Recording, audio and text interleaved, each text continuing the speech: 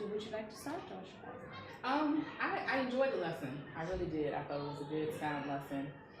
Even the vocabulary for the students was pretty good. High and low pitch, and there was another one too. I thought that was really good. I like the variety of activities that they did, even from the funny video to even extending it outside and listening for the sound, so it was practical application. I thought it was good overall. I think that you touched on all components for all students, so that everyone can be successful in what you were trying to accomplish your learning objectives. Yeah, I thought that with my baseline video I could differentiate a little bit better because it was phonics and they're in their groups for phonics. So it was easy to go, here's your activity for group, this group and that group. So to try to show that in this lesson was a little bit more challenging. Other than saying, okay, if once we're outside, those of you that aren't able to write, you can draw instead of drawing and writing. So it was a little bit more difficult to show. And I also had Miss Amer sit and translate to those students a little bit more quietly, so that we're not constantly translating whole class. So because the students tend to use that as a crutch, knowing that every single thing will be translated.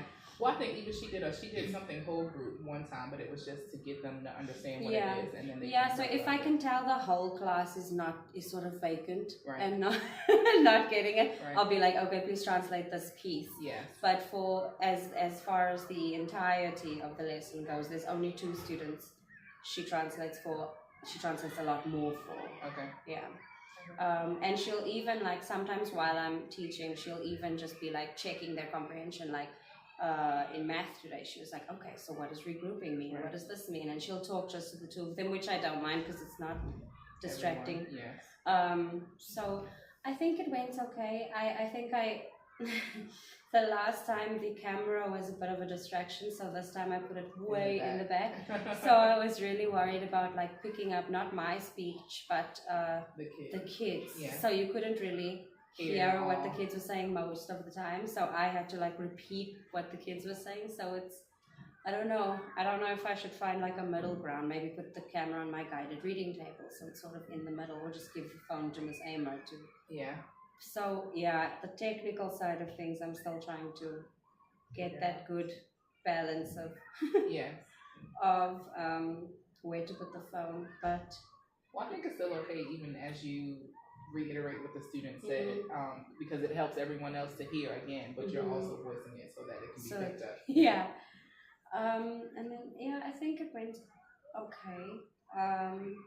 I think it's a concept that's not too difficult for kids to understand. We made pan flutes this week and they really liked that. We also tried to make harmonicas and they did not work at all because we didn't have the right rubber bands. And I was just like, well, sometimes an experiment doesn't work. So that was a good lesson in that. But they really enjoyed like making the instrument that had a range of pitch, just using drinking straws and gluing them together, cutting them shorter. So that was cool that they got to see the practical application of the lesson.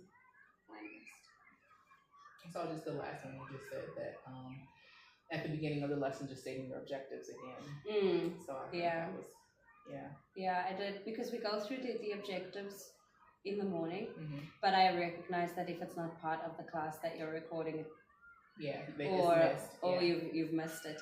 So I realized that when I was watching the recording.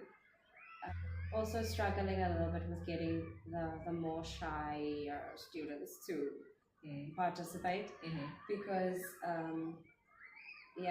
it's difficult when they don't. I have like 5 or 6 students that will only participate when they know the answer, like 100%, and they don't want to participate any other time. So I'm just trying to get them to have that growth mindset a little bit more than we're learning. If you make a mistake, that's okay, because then I know what to do from there on. So I think overall it was okay. I think maybe another thing you can do, you can even get one of these and talk about like a microphone where the kids that are shy can, you get to use the microphone, even if it's not, even if you don't have anything to add, just tell me one of the vocabulary words, so just pull them in that way, but they get to use the microphone, just a kind of an incentive for that also. one of the karaoke microphones. Yeah, the ones where you can have like different vocal sounds, like Chippendale sound or a really low one. Yeah, that might have been a good thing to have for these sound lessons too. Oh, right. We're moving on to light now. It's too late. But yeah, okay. Thank you.